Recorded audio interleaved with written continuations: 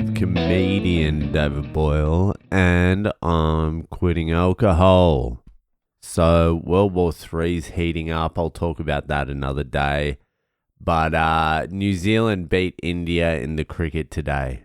That's not going to mean much to many people, but New Zealand beat India in a test match series in India for the first time ever. And it's only like the fourth time ever India has been beaten in a series in India. Even the great Australian teams of the fucking late 90s and early 2000s, like the invincible fucking unbeatable Australians, only managed to beat India once in a test series.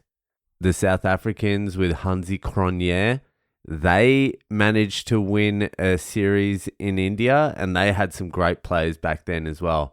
It was Hansi, there was Alan Donald, there was like the Sean Pollocks and shit like that. I think even fucking Jacques Callis was fucking batting then, Jonty Rhodes. And then also Alistair Cook's England team went over there and fucking won. Guess it would have been with fucking... Oh yeah, they had Swanee, the fucking spinner, and Monty Panesar, the spinner. They also had Jimmy Anderson, Stuart Broad. I remember that actually because fucking Swan and Panesar were just bowling most of the overs. But that's nothing compared to what fucking New Zealand just pulled off. New Zealand have like 4 million people. India has 1.5 billion people. New Zealand don't even really play cricket. The only people that play cricket in New Zealand are the retarded kids that couldn't make the rugby team. The losers, the absolute drop kicks, the most unathletic fucking never been picked for the fucking rugby side kids ever.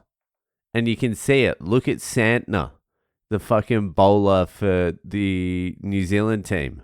You wouldn't even fucking choose it. You wouldn't even have him as a fucking soccer goalkeeper, let alone on your rugby team.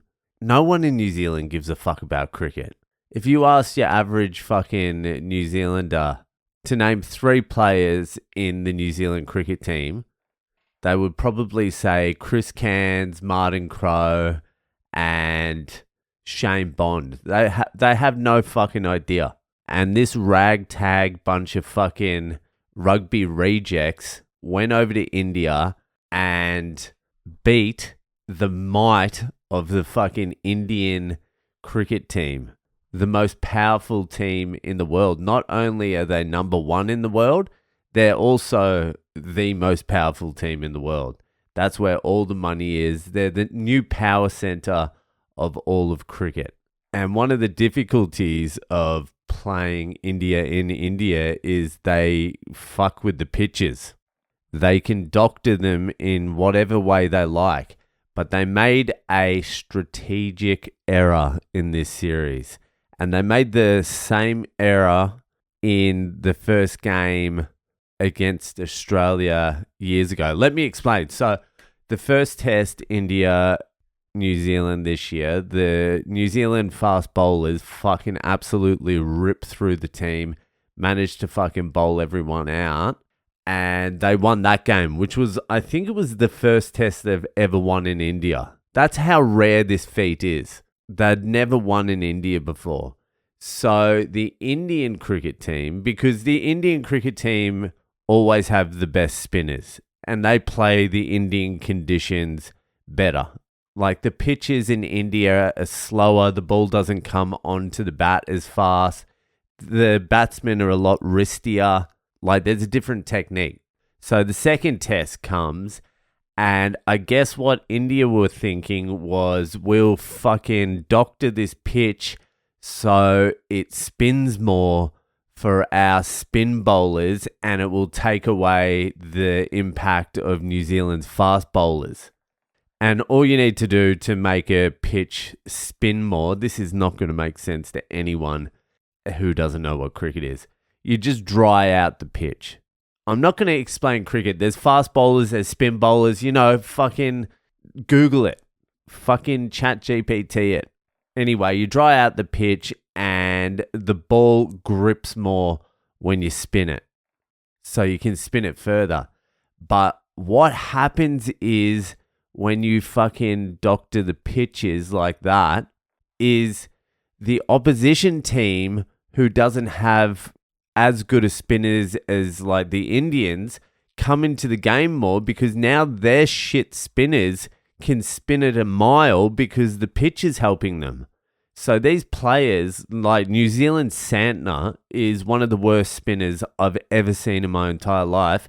He took like 12 wickets in this match because the pitch was spinning.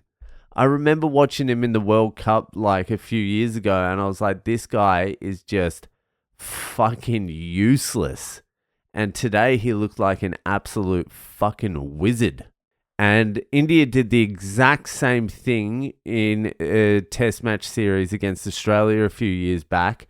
I went to the last game of that series. It was a great series. It was in India. And I think if memory serves me correct, the first test match was in Himachal Pradesh, which is that ground up in the Himalayas that I went to a few years back, if you're a long-time listener of the pod. And they doctored that pitch, so it was spinning a mile. And what happened was Nathan Lyon, the Australian spinner, who he's a good spinner now, but he wasn't then, especially then, he wasn't fucking great. And he doesn't spin the ball a lot. But because of this pitch, first game, he was spinning it a fucking mile, ended up taking like 14 wickets. Australia beat India in the first test. And then after that, they stopped fucking with the pitches. And India's spinners are better in the conditions. So they start dominating. And Nathan Lyon stopped taking so many wickets. Well, that happened this test. They fucked with the fucking pitch. And New Zealand's shit spinners, some guy named Patel and Santner, just fucking bamboozled. And Phillips, whoever the fuck that is, some rugby reject. Yeah, and Phillips, they just spun fucking India out. And usually they're absolutely fucking useless.